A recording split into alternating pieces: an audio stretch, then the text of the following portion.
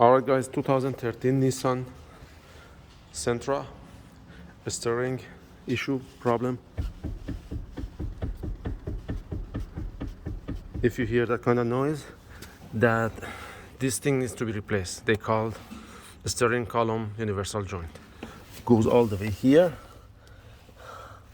one bolt from here, and the other side it goes right there on top. So just take that cover off. This cover has to come off, and then 15 millimeter, 13 millimeter, and it's just a slide in and out, just like that. When you replace it, just be careful. The one more thing is you need to lock the wheel, steering wheel, because if it's turned all the way, it's gonna damage and break the clock spring. Lock it, make sure you lock it, tie it somewhere, don't let it move or turn, and then do the procedure. It's just like half an hour job. Thank you guys, God bless.